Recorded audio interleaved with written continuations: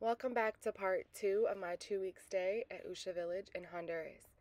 I want to begin by answering some frequently asked questions from my part 1 video that I posted. A lot of people were asking me how to contact the village.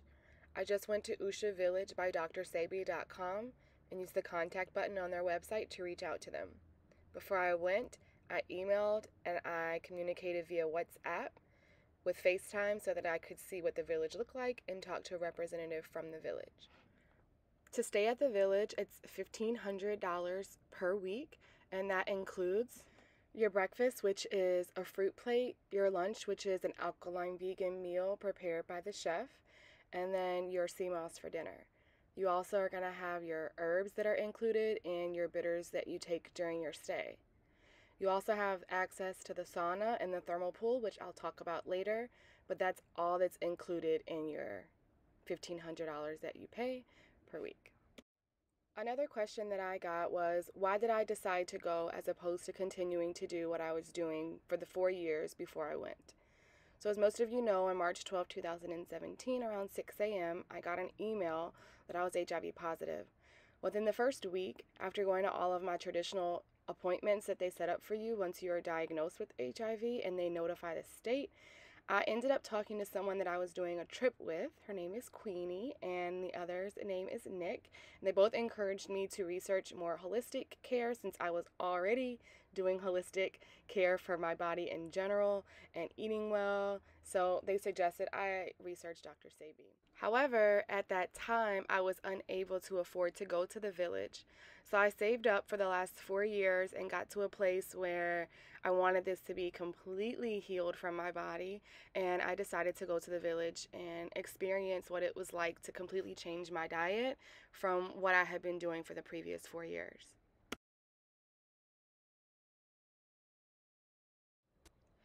This is the first morning I woke up at Usha, and I was opening my door, and these screens, before you say they look like bars, were great to keep the bugs out, so we really appreciated them. And the sky was always so beautiful first thing in the morning. These are the fountains that run through the middle of the village with the thermal water. It comes from the mountains, and it has a high pH, and it has tons of minerals that we need for our bodies. This water is what we use to bathe in, what we use to cook with, what we drink at the village, and it's also in the thermal pool and in the sauna that I will talk about later. This particular fountain runs through the middle of the houses where we stayed, and so it was really relaxing to go out first thing in the morning, pick lemongrass, and go to the spout at the top and get hot water, fresh and good for you. Each person stayed in a villa, and you have a room number over your villa, and my number was 13. You'll see all the food you get has the number. This is another building that you could stay in, and this is the view out of my back window of the thermal pools. And there's another view of the mountains behind the houses. There is another view of mine. That chair I used to sit in every single morning. Waiting for everybody else to wake up.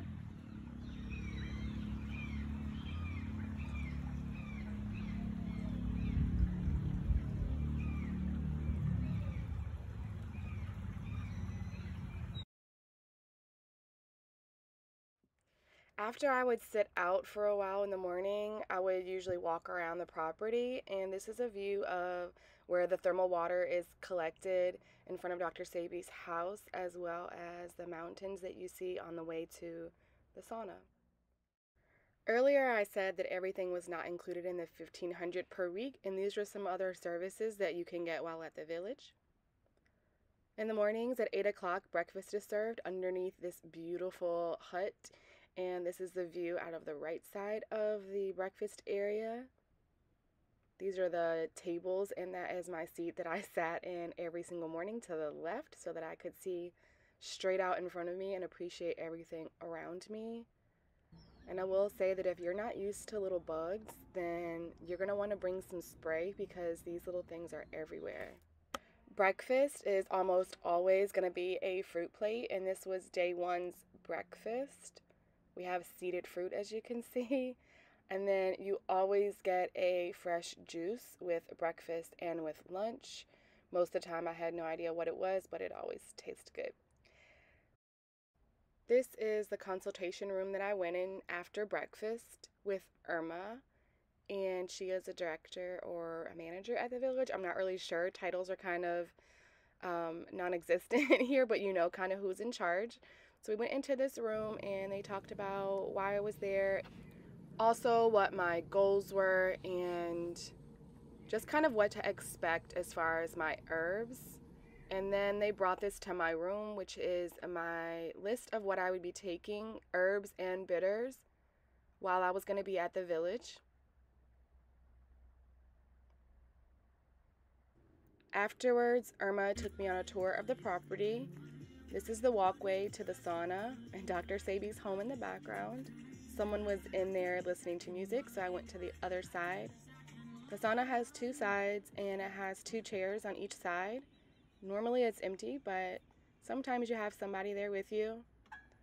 Inside, they put in the thermal water fresh eucalyptus and lemongrass and different herbs each day.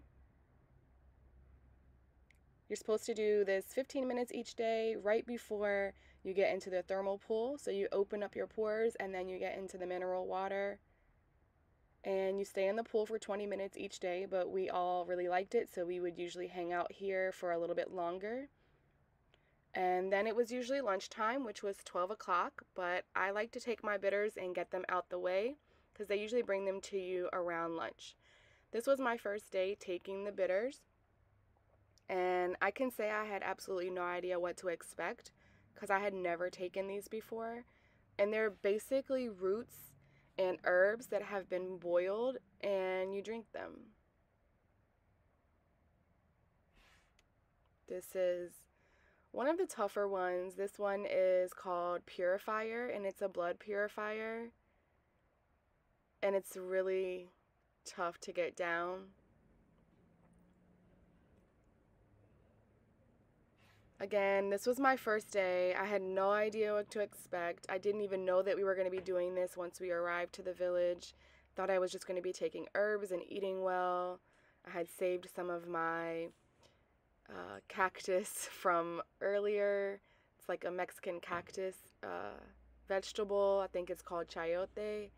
And just as a chaser, because this stuff is not easy to drink, and mentally in this space I could almost cry looking at myself doing it again. But I just kind of wanted to document that even though we had a good time at the village, this was the hardest part of my day. And I also had to take the purifier 3 times. Most people at the village only took it twice, but due to what I was there to heal, I had to take it more. And it was really a mental battle of, why do I even have to do this? Why is this even happening to me? You know, why do I even have HIV? I never questioned if I wanted to put myself through it because I knew that I wanted to do this, but it was definitely a struggle, to say the least.